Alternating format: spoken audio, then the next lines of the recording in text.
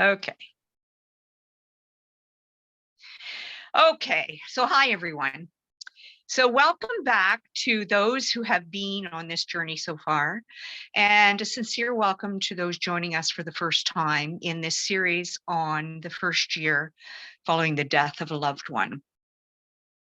Now, I've said this before in previous presentations. This is not a one-stop-fits-all discussion on loss, death, and bereavement, but it is always a good place to start. For those who don't know me, my name is Catherine Weir, and I am a loss, grief, and bereavement counselor, and I run my own business called itjusthappens.ca. I help people who need answers, I'm here for someone to talk to, someone who's been there, done that, and someone who has learned and has the trained skills to help the bereaved heal. Tonight's discussion is on the first year post-loss. Now, while this discussion is about after their my computer's turning on, death experience, the experiences of post-loss can also be applied to any great loss. So, such as the end of a marriage, the end of a job, the loss of home, loss of family, loss of a pet, and so on.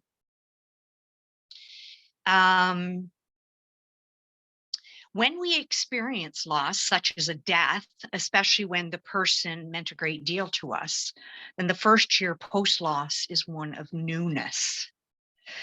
As I have mentioned in previous, I'm just looking at my computer a bit here while I try and get it set up.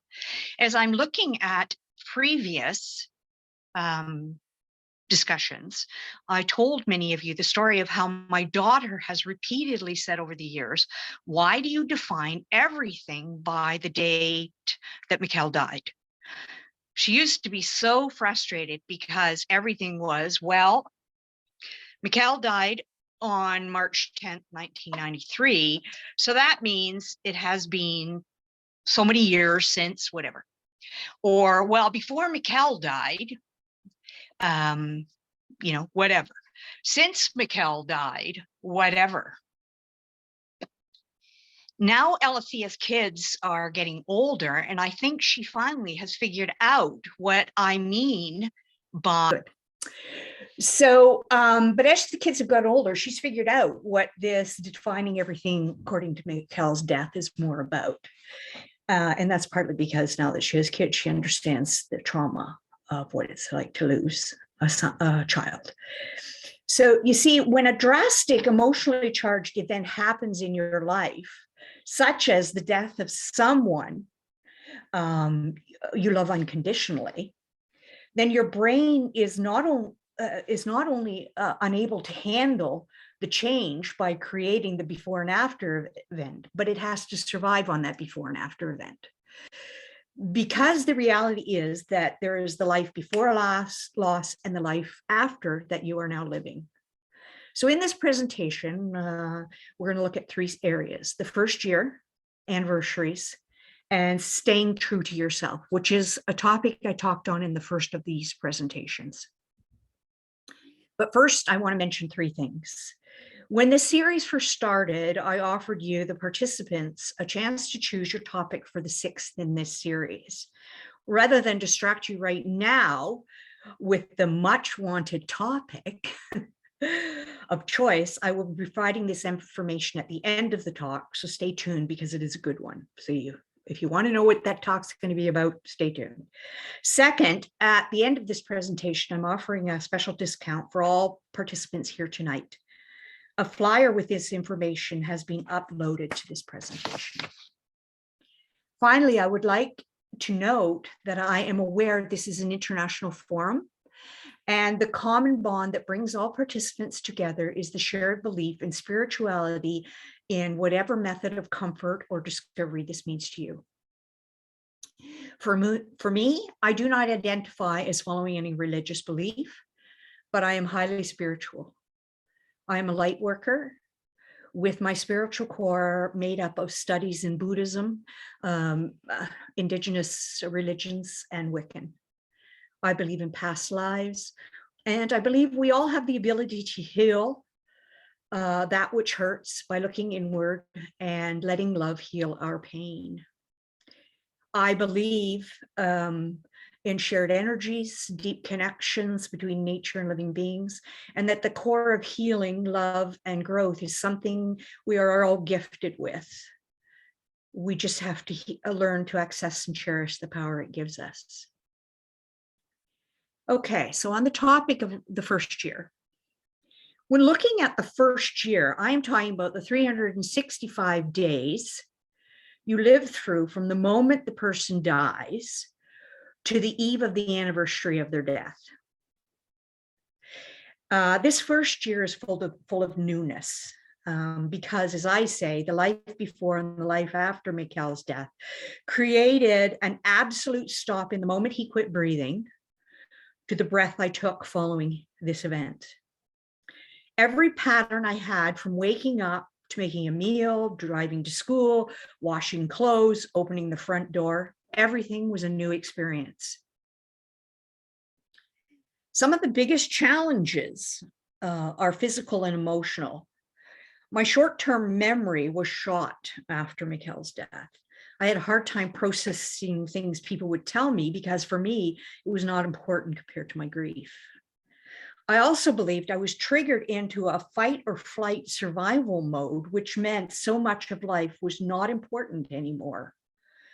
So my short-term memory was a way of blocking out what I saw as mundane or hurtful, maybe. Also, over time, it helped me stay focused on healing me, making sure my 2 other children healed as well. As my brother said, when Mikkel died, you closed down, holding close Alethea and Rowan and keeping the rest of the world out. My other challenges in the first year, and not just for me, were breakdowns and learning to change patterns, which sometimes also triggered breakdowns. Breakdowns for me took the form of panic attacks. I remember sitting in the mall food court and realizing I could not move. I was terrified. I was looking outside my body and realizing I could not get myself to move at all, like not even twitch.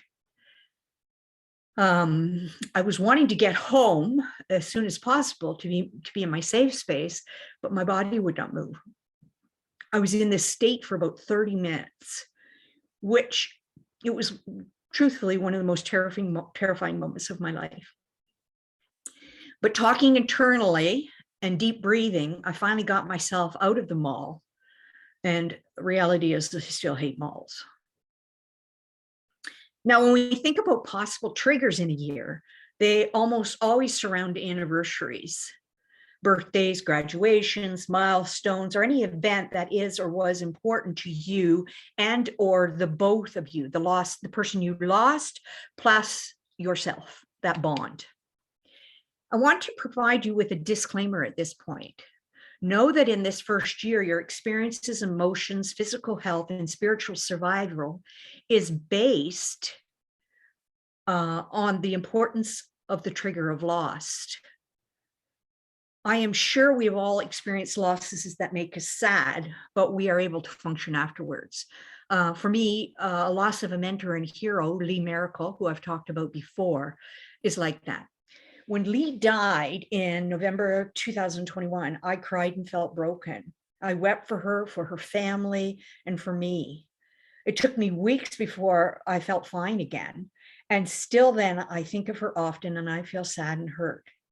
But as much as I love Lee, her loss is not one defined by an absolute moment in time, unlike Mikkel's, which is. The point I am making here is closeness, age, type of death, and your life experiences between and the loved one that you lost is what makes the first year post-loss a major life understanding versus a sad event that still matters to you, but does not debilitate you. With a young person dying, the thought is their life was cut short. With an older person dying, the thought is I will miss them, their humor, wisdom, and support. We talked about the types of death before, the 3 types. So for sudden death, the question of the unknown is what the bereaved wants or needs to have answered in order to understand why this happened. Why did they die? Anticipatory death, whether young or old, is explainable, but still holds additional hurt because of how the person died. So think of cancer. You know why the person died. It doesn't make it any easier. Finally, natural death, especially that of old age, hurts but makes sense. All of these affect how you respond and how you are in grief, and this affects your first year. Now, of all these values, closeness, age, type of death, and your life experiences between you and the one you lost will impact the first year post-loss. 2 personal experiences I had in the first year, and I had many, but I'm picking out 2. This happened 3 months after Mikkel's death. I was in a relationship with a man who had a toxic mother, who was at the time of Mikkel's leaving. At 3 months, post Mikkel dying, she told her son to tell me it was shameful that I had not sent out thank you notes to the people who had sent me bereavement cards, and that at 3 months, my grief should be done. That was long enough. Also around this time, with this same person, same man, and 2 of my friends who were paramedics, we went to a paramedic funded golf event. It was in the country, about 20 miles in the country at a golf course. And I was so angry with what his mother had said. I was enraged that I walked out of the event and headed home, walking. And this, of course, freaked everybody out. I mean, where is she? They all knew I was in complete grief. They just, and especially all the paramedics who I was friends with knew, but this person that I was in a relationship, he was too out to lunch. But the paramedics were all like, oh my God, this is a critical situation. So eventually they found me. I don't know how many kilometers away I was, quite a few, maybe 3. And, but truthfully, I didn't give a crap. I didn't give a crap that I had done this. I had a right to my anger. I have no guilt in my anger now or then. And I was angry that someone would say something that had been said, that my grief should be over, and that and also in reflection, I have never heard in my entire life anyone sending thank you cards to condolence letters. So I was like, this is wild. And I also needed to be dramatic. I needed to make a huge statement. It was important to me. And I also wasn't in danger. Now, mind you, if I had to walk the full 20 kilometers home, I might have regretted that, you know, from a body perspective. But at the same time, on the other hand, if I had stopped my grief at 3 months, I would have died. I would have died. And whatever format that would have taken, that would have been the end of me. The second personal experience post-loss was the knowledge that I had, unbeknownst to myself, already let Mikkel go.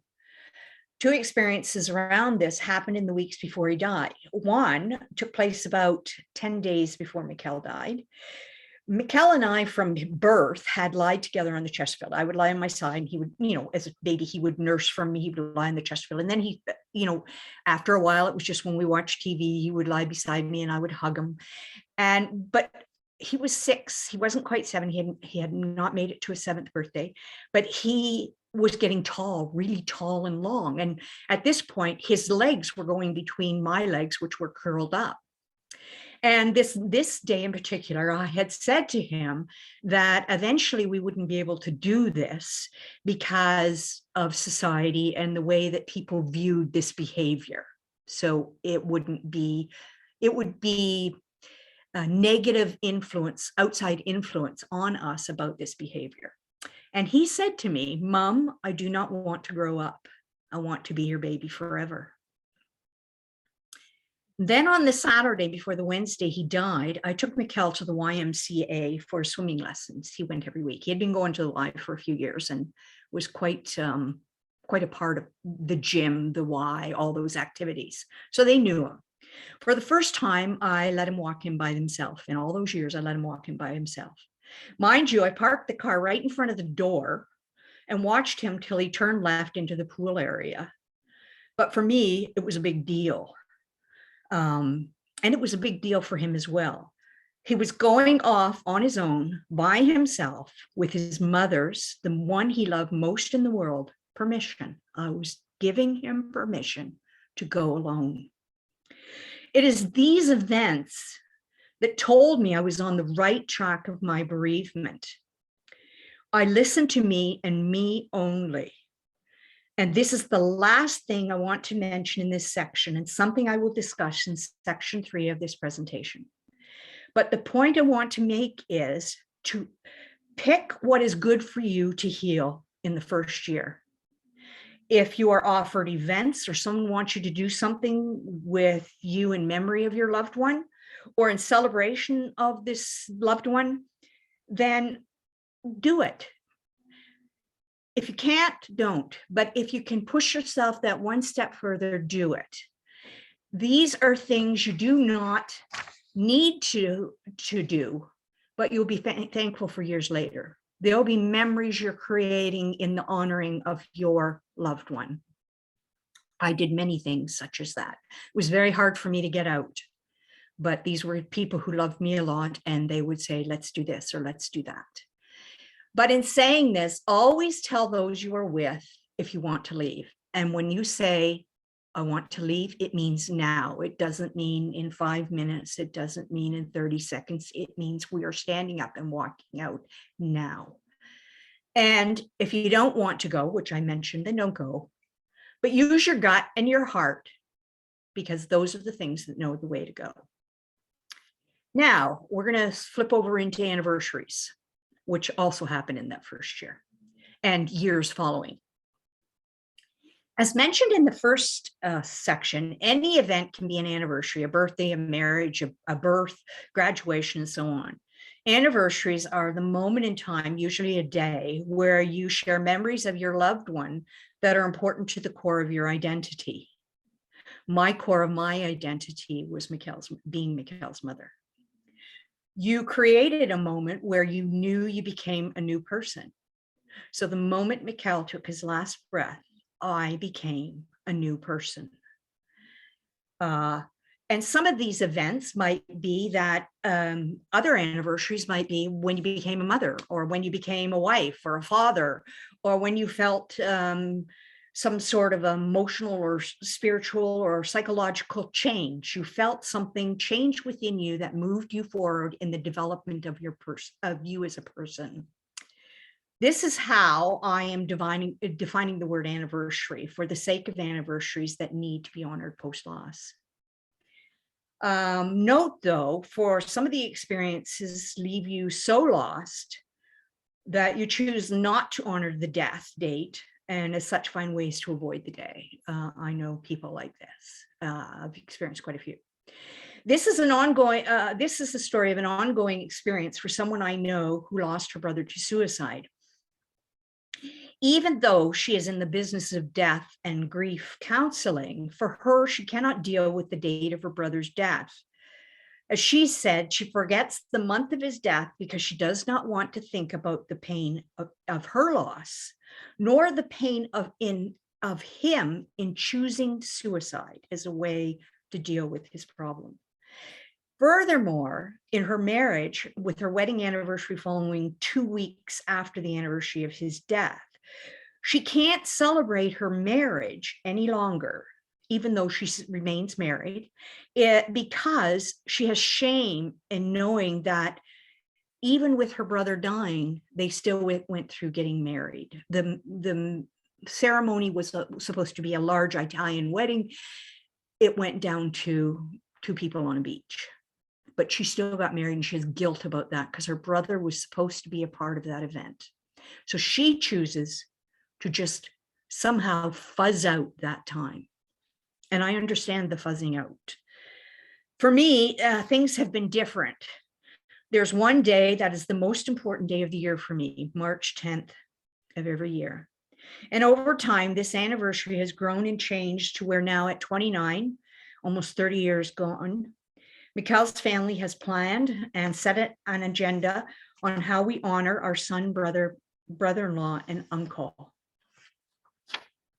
On March 10th, and within days of this date, we always try and do March 10th, but sometimes we have to move the day slightly because my kids are older, they have full-time jobs, and I have grandkids. So but we have to make all of us mesh. And but we still celebrate this day. We call it Mikkel Day, and we celebrate as a family, and I honor myself. For me, honoring myself, I do many things. I always tell people when this event is coming up, and I've done it in jobs I've had, I've done it on everything I've been a part of. So if they notice any unusual behavior, then it can be explained. I might not say anything, but at least saying, oh yeah, she's in her grief. Because I also learned long ago, I do not have to explain my grief unless I want to. So that's why I precursor this with Mikkel's anniversary of Mikkel's death coming up. Might be for 2 weeks before, 2 weeks after. I'm in a different space, but I'm not going to explain to you why that's important to me. I don't have to explain that. I just have to tell you that this is what's happening. I also write poetry and letters to Mikkel, and often I share these online on my Facebook account. And I make damn good and sure I'm conscious throughout this whole time, at least 2 weeks before and after March 10th. Past experience has told me if I don't stay conscious, then I go a bit bonkers. And I have this weird shakiness. It feels like, have you ever felt like your nerves have vibrated in your body? That's what it feels like for me if I don't stay conscious, because I'm pushing away the grief and it's not working. So I always have to say to myself, stay conscious, and I do that. As far as the family goes, this is the criteria to what we have narrowed down to. Now, Mikkel will be dead 30 years on March 10th this year. So we've been doing this for a long time. The first premise is that the honoring of Mikkel's is about bringing together his core family to celebrate him. As long as Mikkel can see his mom, his dad, his sister, and his brother are together remembering him, this is the basic message we want. And I see this as not only if Mikkel's watching, that he would be happy we were together for him, but that he would be happy that even though his dad and I aren't together and the other two are grown up and have families of their own, we still make it, in the name of Mikkel, very important to come together once a year. We always meet as a family. We have gone out for dinner, but now with a larger family, we usually meet at someone's house and usually order food. As Mikkel's siblings gained partners, I was the one who, it was decided that I'm the one who decides the yes or no of whatever situation we're in. I'm the one that determines whether or not they are permitted in. In the case of my daughter-in-law, she decided originally that she didn't want to come in because she felt it was imperative for just the core family to be together. And now she knew Mikkel. She grew up with my kids, so she knew Mikkel. So, but I convinced her that it was very important for her to be a part of this. My son-in-law did not have the same reaction. He just joined in. Now this year, we got a bit of a hiccup in this plan because my daughter's spouse is someone who has violated my family's rules. And as such, I am making the decision he is not welcome this year. Mikkel would agree, as we are standing firm on his abuse toward my daughter and grandchildren. So that news has to come soon. I'm so excited to be doing that.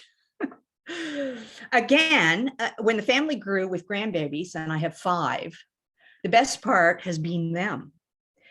because from day one, they've accepted that Mikkel is here and that he's a very important part of our lives.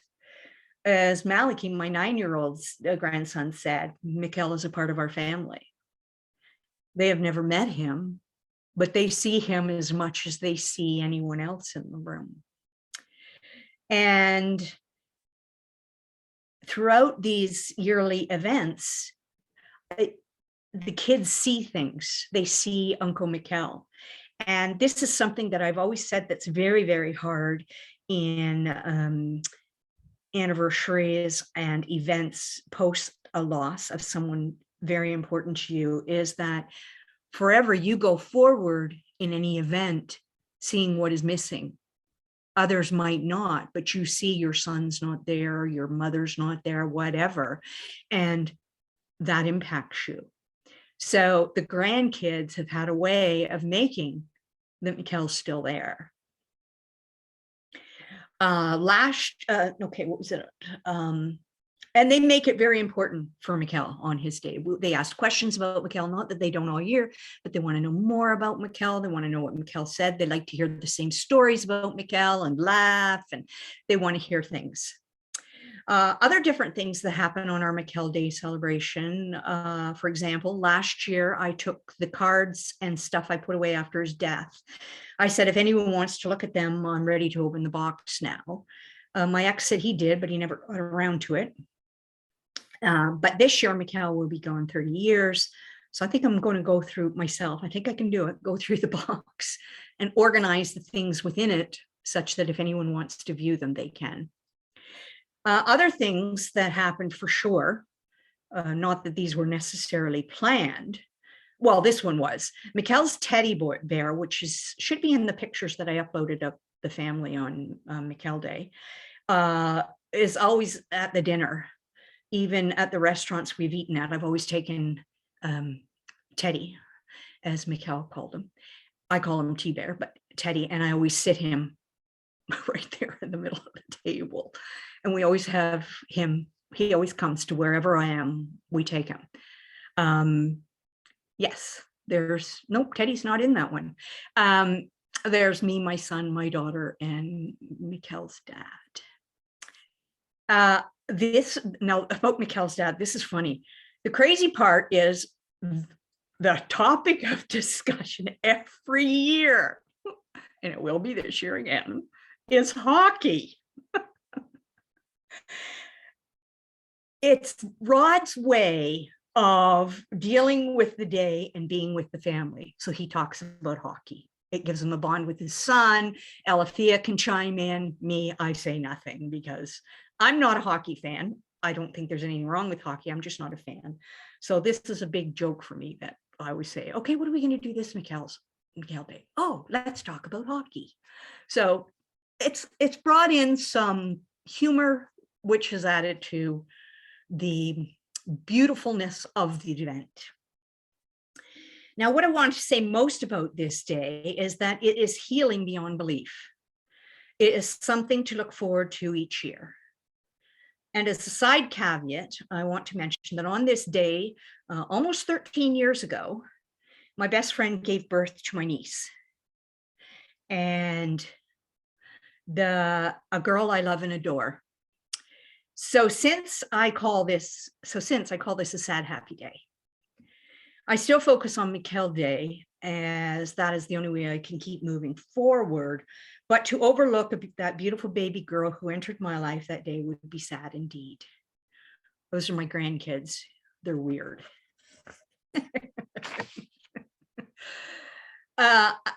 Anyway, that was the year of COVID. The pictures you see was the year of COVID, the first year of COVID, when no one, even with your parents, couldn't meet in their house. So we went in the freezing cold and met in a park, and we had a blast. It was unbelievable. We had a blast. And I noticed Josephine has no coat on. That's appropriate. Okay. Another anniversary that I honor yearly is a criminal event that harmed my son. I don't honor the criminal part, but I honor my son who was the victim. On February the 14th, every year, I send my son Rowan a message saying I'm thinking of him and how much I love him. I still cannot talk much about Rowan's injuries because it is more than I can handle, often more than I can handle. You see, I did not protect my boy, or that's how I view it. Now, he was 19 when this happened, but I still view it as a mom that I couldn't protect him. Intellectually, I know that I never could, but emotionally and psychologically, I don't do well with this event. It does need to be acknowledged, as Rowan lives daily with the results of this crime. And I live daily with the pain that my beautiful boy was hurt and I was not able to protect him. Now, for anyone hearing this talk, you may have anniversaries of losses you too celebrate or honor in your own way. Whatever you do, know that it is good. It is healthy and it will heal your soul. Don't give up. If there's one thing in life you can stick to, fight for, and never let go of, then these celebrations or honorings are imperative to your self-worth and knowledge of who you are as a person worthy of love. Last topic, staying true to yourself. As I mentioned, this was in the first presentation that I did in this series. We talked about staying true to yourself, but I'm revisiting that. That's how important this is. And I'll probably revisit it again. This last topic is the importance of staying true to yourself throughout your grief. And I suggest it is imperative to keep firm on this throughout the first year of your loss. I do recognize brains, memories, and behaviors go walkabout, as the Australian phrase is used, in the first year. Your brain's fuzzy. Sometimes you can't remember, you have short-term memory shot, and many things just don't make sense, or make sense to you but aren't really sensible. The tool that I suggest for staying true to yourself in traumatic, life-changing grief is to listen to your gut. Well, your brains guide your logic. The fact is, under intense pressure due to stress means they aren't necessarily reliable throughout this time. When you think of your heart, then you think of an organ that alerts us to emotions and feelings. It makes us feel good or not so good. Finally, there is the gut, which acts up when something is wrong. It has the profound power to make you feel sick in some way. To diverge from this a bit, I want to share with you that in Indigenous culture, Indigenous peoples believe that any decision should not be made without using both the head and heart at the same time, as well as the reactions or experiences should be acknowledged together as you solve whatever problem or challenge you are facing. This is different from European Christian culture, which believes decisions should only be made with the brain or logic. Okay, so now here's my hypothesis around staying true to yourself, which when in grief, especially heavy grief. First, we have the brain, which is logical. Second, we have the heart, which is emotional. And third, we have the gut, which is physical.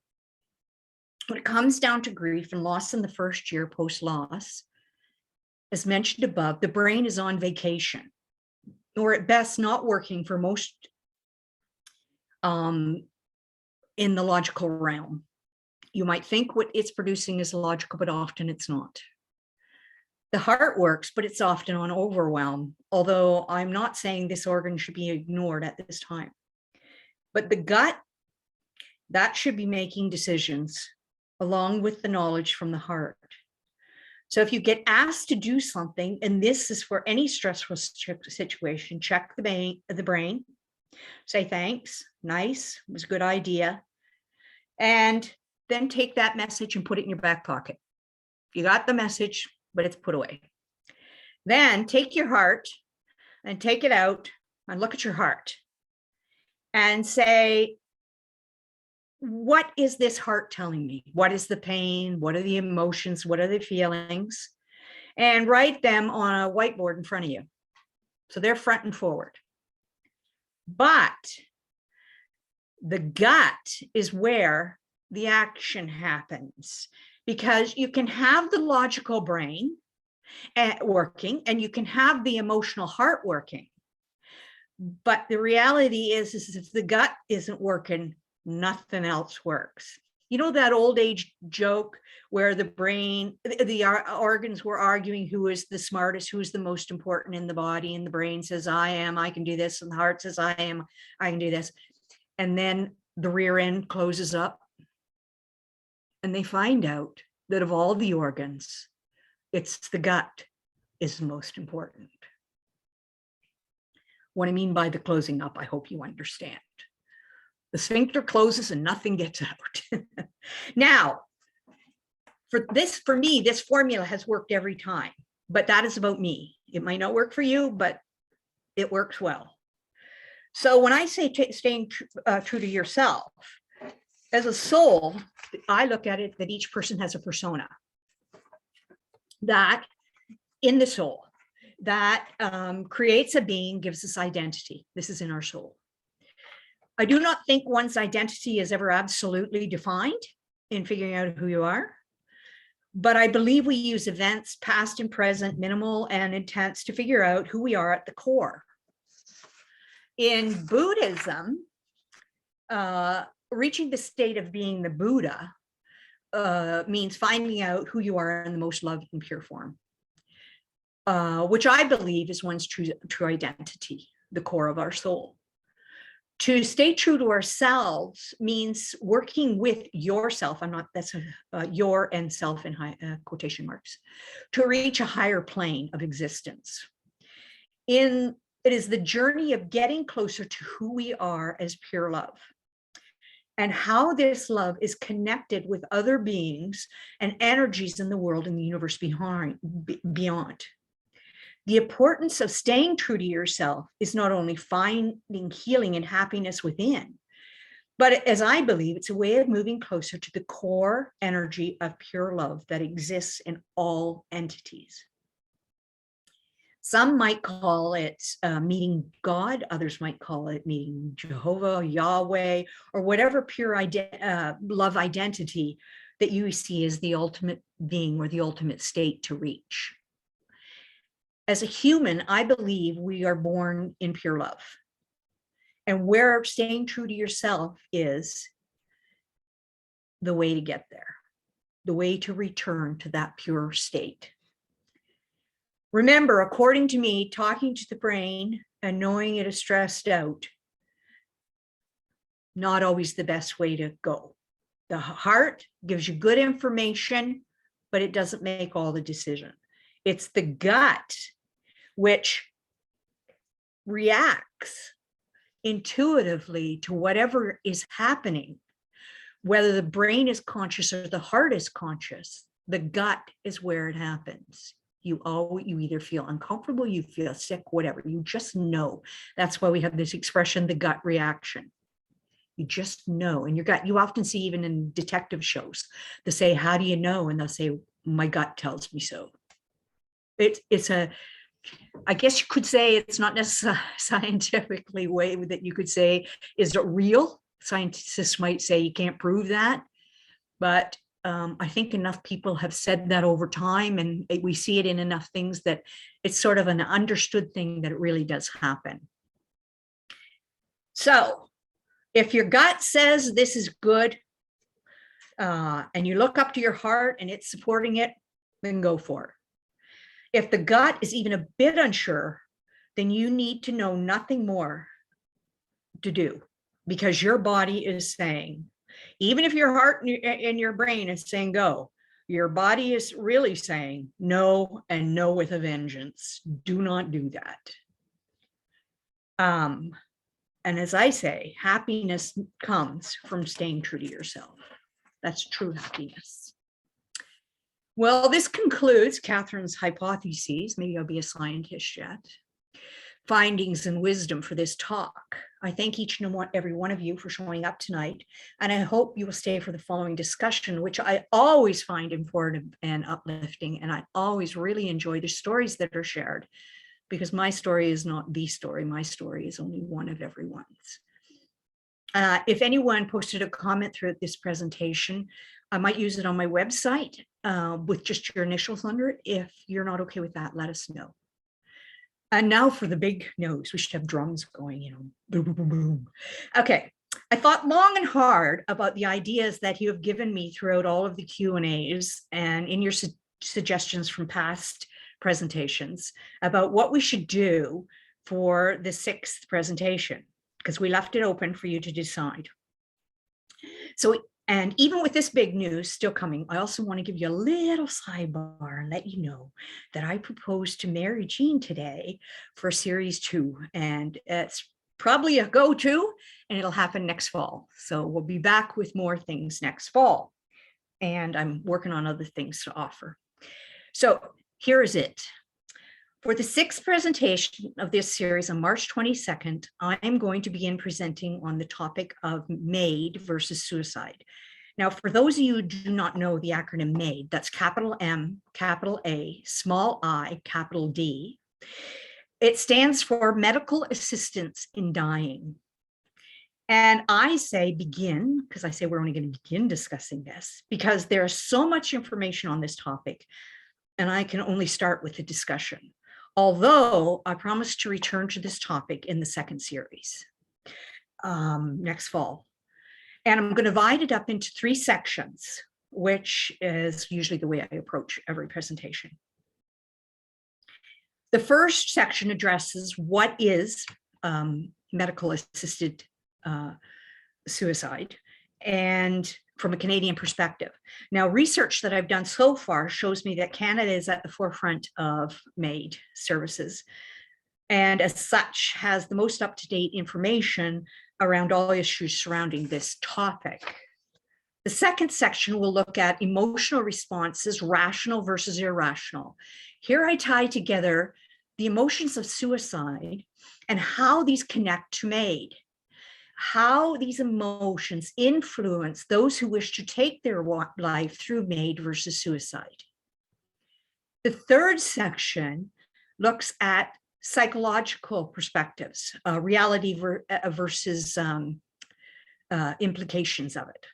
Here I'm looking to use brain science and suicide perspectives on how people respond to the choice of someone who makes their choice to take their own life through MAID versus suicide. Personally, I think this is a whole book's worth of information, but I'm really excited to just start the journey because I'm actually just excited, plain old excited. And I can't wait to find out what we get from that talk or any talks before then, to see what I can add in even into the 2nd series. Lastly, before I close, as I usually do, I'm offering a promotional 20% off my consulting services until February 14th of this year. Well, yeah, it has to be this year. It's usually this month. And it can be found on my website, which is shown there, and there's the 20% offer, which also has my website. The highlighted services for this 20% are the introductory meeting, one-on-one counseling workshops, and I am in need consultation. Descriptions of these services and other services I offer can be found on my website. I'll let you go there and search that.